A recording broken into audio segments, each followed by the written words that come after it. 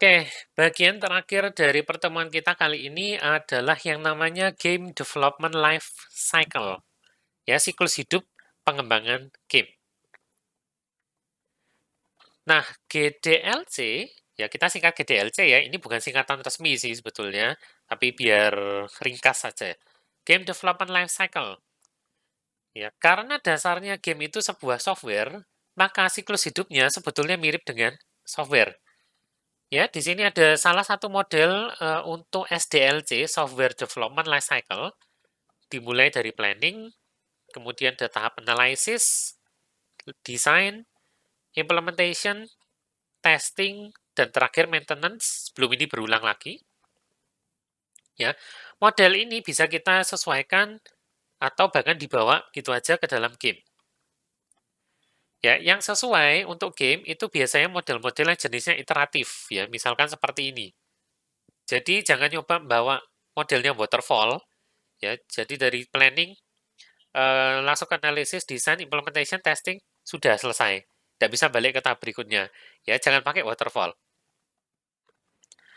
Ya. Nah, sekali lagi tidak ada istilah pakemnya untuk GDLC. Tiap game developer punya istilah sendiri-sendiri. Ya. Nah, ini salah satu istilahnya bentuk GDLC. Ya. Dimulai dari tahap pre-production dulu, kemudian ke production, dilanjutkan playtesting, sama post-production. Ya, kita rangkum sederhana jadi 4 tahap aja. Nah, kalau mau diasosiasikan dengan SDLC, maka pre-production itu sama dengan tahap planning, kemudian analysis, dan design.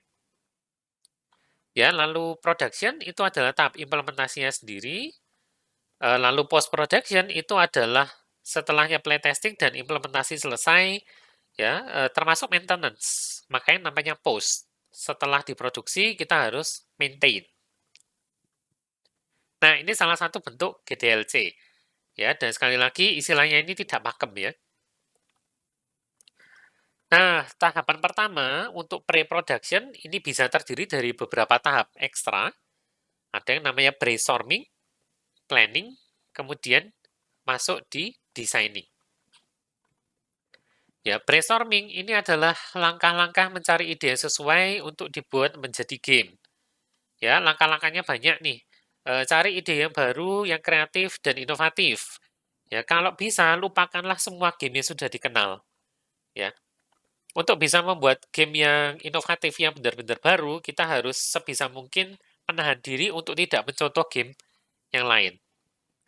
Ya, tapi sejujurnya ini susah banget dilakukan. Ya, saya kalau misalkan diminta untuk mendesain game, biasanya akan cenderung ambil game yang paling saya sukai, terus saya ambil komponen-komponennya, mekanik-mekaniknya yang saya suka, akan saya ambil seperti itu. Ya, itu tidak salah sih, cuma nanti gamenya jadi tidak ada bedanya dengan game yang sudah rilis, yang kita jadikan patokan. Nah, ini agak bahaya. Ya, karena pasar game ini sudah banyak sekali, kita harus punya satu faktor yang menonjol dari game yang mau kita buat ini.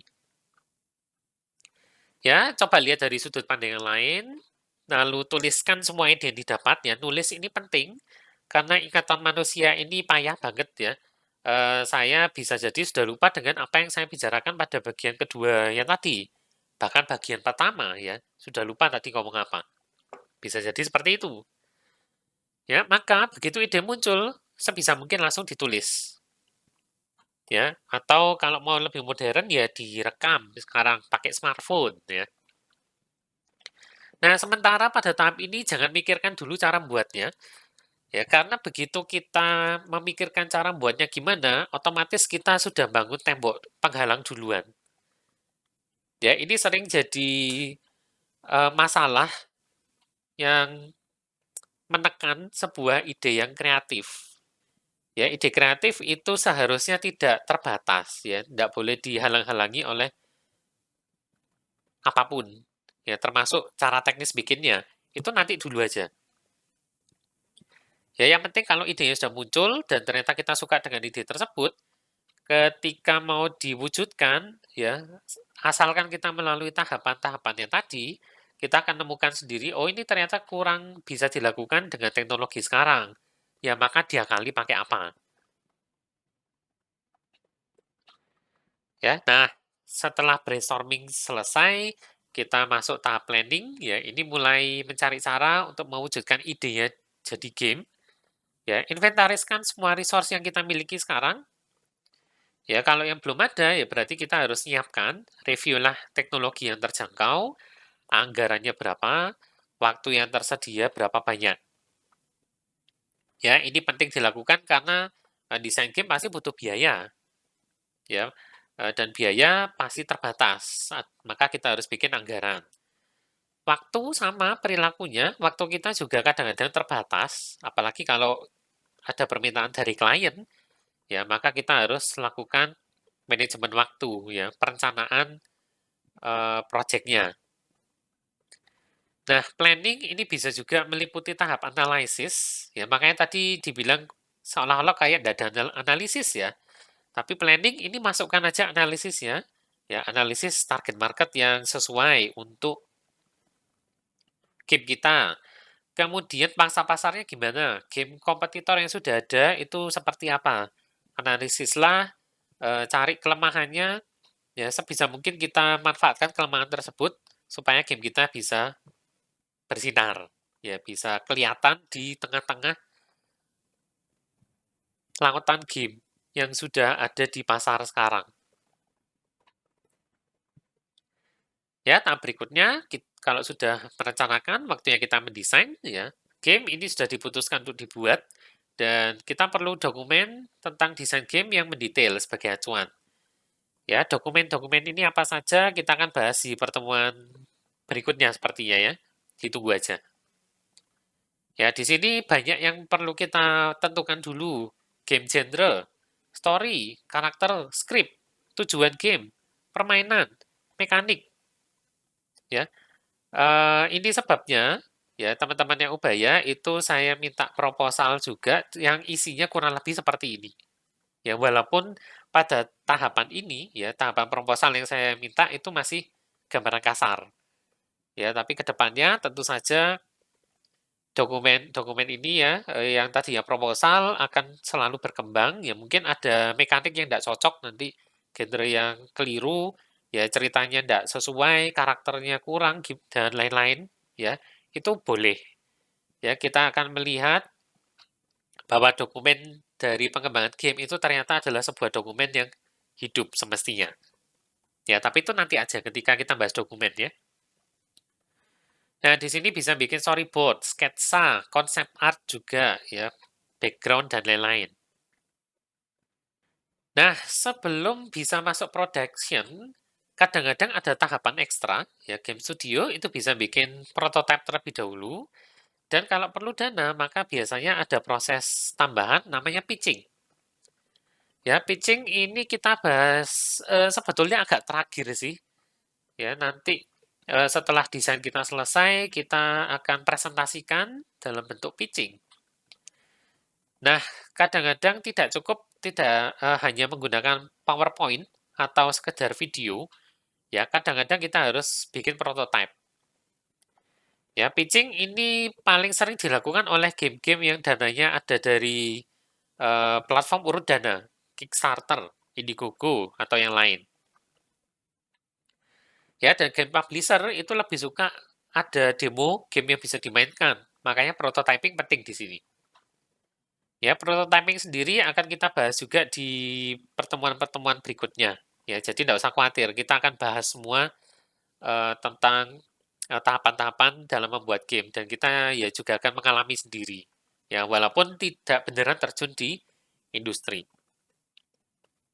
Ya, ini ada tips melakukan pitching dari Toge Productions, nanti silakan dibaca-baca ya. Nah, tahap berikutnya mulai mengembangkan game, production. Ya, tahap ini memakan waktu dan biaya paling besar dari seluruh tahap pengembangan game. Ya, dan sifatnya iteratif, ya. Kembangkan, tes, perbaiki, tes, perbaiki, tes, perbaiki, tes, perbaiki, dan seterusnya. Cuma hati-hati karena dia iteratif, ya, jangan terjebak terlalu lama di sini. Ya, kalau terlalu lama, nanti ada ya yang istilahnya development hell. Ya, jadi beberapa game itu masuk development hell. Ya, gamenya masih dikembangkan, tapi tidak dibatalkan ya. Jadi game developer maupun publishernya itu tidak secara eksplisit menyatakan kami cancel game ini. Ya, cuman perkembangannya itu bisa pelan atau bahkan berhenti. Ya, tidak ada kabar lagi dari game tersebut setelah beberapa saat. Ya, ini ada contoh beberapa game yang akhirnya lolos dari development hell. Ya, bahkan Diablo 3 pun itu sempat masuk development hell. Ya, developernya Diablo, ya si Blizzard ya, sekarang Activision Blizzard, ya ternyata develop Diablo 3 itu 11 tahun. Ya, lalu Duke Nukem Forever, ini bahkan berapa tahun ini ya, hampir 14 tahun. Ya, tahun 97 sampai 2011, dan dia sempat ganti engine 2 kali. Hasilnya sayangnya mengecewakan. Ya, nah sayangnya beberapa game ini belum lolos dari development hell, kita tidak tahu kabarnya sama sekali. Ya, yang paling populer ya Half-Life 3, 2013 sampai sekarang tidak ada kabarnya sama sekali. Ya, Valve sempat mengumumkan Half-Life baru, Half-Life Alyx, tapi ternyata dan itu VR. Ya, bukan Half-Life 3. Ya, bahkan Half-Life 2 episode terakhir pun kita belum dapat. Dead Island 2, 2012. Ya, lalu Beyond Good and Evil 2. Ya, Ubisoft kapan hari di E3 2018 mungkin, saya agak lupa. Ya, sempat memberikan update tentang Beyond Good and Evil. Ya, tapi setelah itu tidak ada kabarnya lagi sampai sekarang. Ya, kita tidak tahu apa yang terjadi di dalam. Ya, sehingga ya kita bisa katakan game ini masuk limbo ya. Di development hell, masih belum tahu. Bahkan dia panjang sekali nih, 2007 sampai sekarang 2021. Ya sama, sudah 14 tahunan ya. Belum jadi. Nah, jadi hati-hati sedikit ya membuat sebuah game terlalu ambisius, tidak baik ya. Ambisius oke, tapi jangan terlalu ambisius. Ya, kita harus ingat untuk bisa keluar dari loop ini. Ya, loopnya di production. Kalau enggak ya terjebak di sini. Nah, setelah production atau ketika production berlangsung, ini bisa diikuti dengan playtesting. Ya, tahapan game itu dimainkan untuk diperiksa terhadap semua komponennya sebelum akhirnya dipasarkan. Ya, atau dikembangkan lebih lanjut. Ya, kita bisa ngetes terhadap pengalamannya pemain, terhadap interaksinya, atau bahkan sekedar ngetes apakah game ini sudah sesuai dengan desain yang kita rumuskan sebelumnya. Kalau ternyata belum selesai, ya sudah. Bisa kembali ke tahapan desain, lalu di production lagi, ya, lalu di playtest lagi. Ya, ini ada contoh game dari bukan Nintendo sih, saya lupa nama game developernya, Retro Studio kalau tidak salah. Ya, kita masih nunggu-nunggu Metroid Prime 4.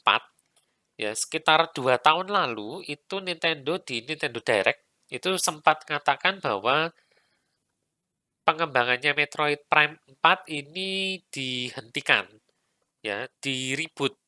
Ya, ada hal-hal tertentu yang mereka anggap ternyata tidak sesuai, ya, sehingga mereka harus balik lagi ke desain, tahapan desain. Ya, itu normal memang.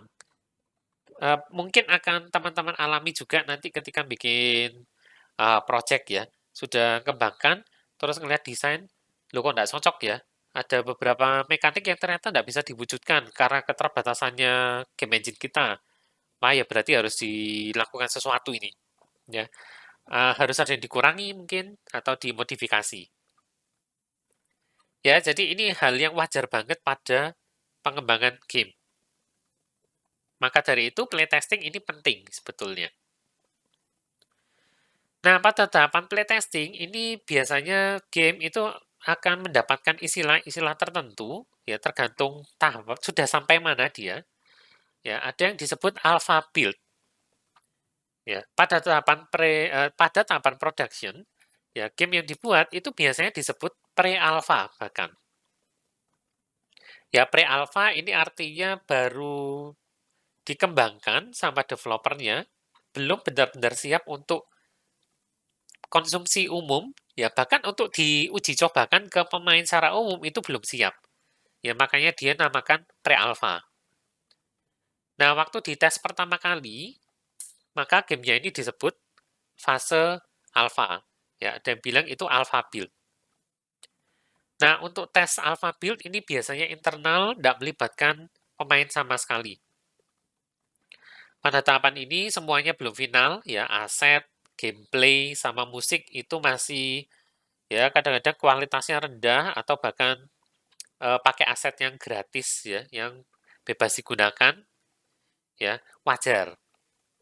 Biasanya masih banyak bug-nya di sini ya, jadi ini memang tidak diperuntukkan pada pemain secara umum ya, biasanya lokal. Ya belum siap ditunjukkan atau dimainkan. Cuman kadang-kadang banyak yang pakai alpha build ini sebagai teaser ya. Kasih tahu ke calon pemainnya yang sedang menunggu-nunggu, ini loh perkembangan game kami ini sudah sampai sini ya. Tapi terus dia harus kasih tulisan misalkan di sini ya di ujung kanan atas pre-alpha demo ya, atau kadang-kadang ada di bawah tulisannya cukup panjang alpha build ya. Nah, tapi hati-hati sedikit dengan hype-nya ini ya. Kalau pemain itu merasa, waduh iya ini gamenya potensial banget, sehingga secara tidak langsung hype-nya itu membesar sendiri.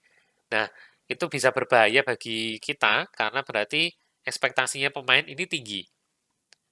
Ya, kalau kita tidak berhasil menyelesaikan atau mencapai harapannya para pemain, ya ini nanti akan berakibat negatif, ya. Biasanya terhadap citra perusahaan kita, ya. Citra kita sebagai game developer biasanya akan turun. Nah, berikutnya ada beta build, ya.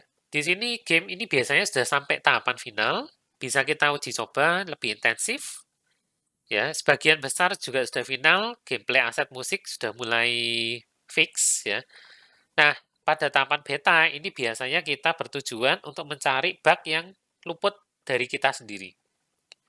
Ya, karena kita yang develop, biasanya kita akan sangat hafal dengan jeroannya dari game kita, ya sehingga kita tahu persis apa yang harus kita lakukan. Ya, tapi kalau pemain yang benar-benar buta dengan game kita, ya kita tidak bisa memprediksi perilakunya dia untuk menyelesaikan sebuah tugas, ya misalkan tahapannya A, B, C, D, E, tapi ternyata pemain itu melakukannya B, C, D, A, E. Dan karena urutannya tidak sama tersebut, bisa terjadi bug yang tidak diinginkan. Nah, itulah gunanya kita melakukan beta test. Ya, bug-nya ini bisa yang sederhana, maupun yang kritis, sampai bikin gamenya itu tidak terselesaikan, tidak bisa dilanjutkan. Ya, game breaking, ini bahaya. Maka kita harus cari sebanyak mungkin bug yang kritis seperti ini, supaya nanti ketika dirilis, ya pemain bisa memainkan gamenya secara lancar dari awal sampai akhir. Ya, beta ini bisa dilakukan secara tertutup, closed beta, atau secara terbuka, open beta. Ya, kalau closed beta ini biasanya hanya pemain-pemain tertentu saja yang diundang. Ya, tapi kalau open biasanya ya sudah diketahui semua orang, pemain bisa mulai mencoba. Ya, open beta ini sering dipakai di Indonesia dulu ya, waktu masa-masanya MMORPG ya, sering close beta, terus open beta sampai akhirnya rilis. Ya, walaupun kadang ada trennya bahwa close beta sama open beta, bug-bugnya itu ternyata nggak diselesaikan juga, karena waktunya nggak nututi ya. Nah, tahapan terakhir post production, ya tahapan ini game itu sudah siap dirilis ke publik. Ya, gamenya biasanya disebut Gold Master Build atau Release Build. Ya, tapi sebelum dirilis kita dahului dulu dengan persiapan untuk publishing. Ya, publishing juga akan kita bahas nanti agak terakhir ya. Ada materi promosi yang harus disiapkan ya. Entah iklan, entah rilis awal ke media ya, bagi-bagi key untuk mereka bisa main, terus bisa analisis, bisa ngasih testimoni, ya, entah baik atau buruk, biasanya sih kita pinginnya yang baik ya. Jadi kadang-kadang bahkan ada yang ngasih key-nya telat, ya, atau mepet-mepet dengan waktu rilis, ya, supaya eh, beberapa halangan atau beberapa bug yang aslinya ada di game itu tidak sempat diketahui oleh pemain. Pemainnya sudah terlanjur beli, terus medianya baru ngomong, ya ini kami dapat key-nya agak telat, jadi waktunya mepet, jadi tidak bisa menguji gamenya secara tuntas dari awal sampai akhir, ya, maka bisa kelewatan bug tertentu. Ya, tapi ya sebaiknya jangan seperti itu ya. Kita jujur aja pada publik ya, membuat game ini susah sekali, tidak lepas, tidak ada bug-nya, nggak mungkin sih. Ya, jadi mending kita manfaatkan aja pemainnya untuk membantu kita nyari bug. Ya, kalau kita sendiri kadang nggak nemu pastinya. Mau nyiapkan Facebook page, Instagram, forum, channel YouTube, atau bikin early access, ya, dan seterusnya. Lalu nyiapkan distribusi, ya. Mau rilis di mana? Entah fisik, digital, atau dua-duanya. Ya, dan tentunya setelah gamenya rilis, ada tahapan maintenance, ya. Terutama kalau ada bug yang lolos dari tahapan testing. Ya, maintenance ini juga bisa kita manfaatkan untuk memperbesar lingkupnya game, ya, entah nambahkan cerita baru, nambahkan gameplay baru, karakter baru, dan seterusnya. Ya, kita kenal banget dengan istilahnya DLC ya, downloadable content, yang kadang bisa memperluas lingkup game. Ya, ini untuk memperpanjang masa hidup dari game tersebut. Nah, walaupun demikian, pada titik tertentu, maka loop dari game development life cycle ini akan berakhir. Ya, ada yang namanya game final release build, ya, namanya final, ya berarti developernya atau publishernya menyatakan bahwa ini adalah konten terakhir, ya update terakhir. Setelah ini kami tidak memberikan konten tambahan, tapi masih akan tetap fokus untuk membetulkan bug-bug yang mungkin terjadi. Ya, bahkan bisa jadi karena resource-nya kurang, ya misalkan mereka sudah fokus bikin project baru berikutnya yang besar, ya kadang-kadang developer atau publisher-nya itu akan benar-benar meninggalkan game-nya, ya. Bahkan bug-bugnya tidak akan diperbaiki. Ya, untuk publisher yang besar ini biasanya agak jarang sih, ya tapi pada akhirnya tetap sebuah game itu akan berakhir masa hidupnya. Ya, tapi akhir masa hidup sebuah game itu biasanya akan berujung pada lahirnya game baru. Ya, ketika sebuah developer itu tidak lagi fokus pada game tersebut, maka dia bisa punya waktu dan tenaga, punya sumber daya yang baru untuk bisa memulai mengembangkan game yang baru. Ya, itulah secara sederhananya sekilas dari game development life cycle ya. Jadi game ini punya masa pengembangannya sendiri. Nah, dengan demikian kita sudah sampai di penghujung topik kita kali ini ya, cukup panjang memang. Ya, banyak yang kita pelajari pada pertemuan kali ini, ya, komponen-komponennya game, kemudian kerangka kerja untuk mendesain sebuah game, dan terakhir adalah masa hidup dari sebuah pengembangan game. Ya, saya harap materi ini berguna bagi teman-teman sekalian, ya, mulai bisa mendesain gamenya sendiri. Ya, kalau ada pertanyaan, seperti biasa, jangan sungkan-sungkan, teman-teman boleh tanyakan di Hangouts Group Chat, ya, teman-teman Ubaya. Kalau teman-teman yang lain, boleh tanya juga di kolom komen di bawah. Ya, karena ini topik yang kita bicarakan kali ini cukup padat, ya, saya rasa kita akan istirahat dulu untuk saat ini. Ya, jadi tidak ada lab untuk pertemuan kali ini. Ya, lab akan kembali lagi pada pertemuan berikutnya pekan depan. Ya, terima kasih sudah menyaksikan video ini sampai akhir ya. Kita akan berjumpa lagi pada pertemuan berikutnya ya. Sampai ketemu lagi.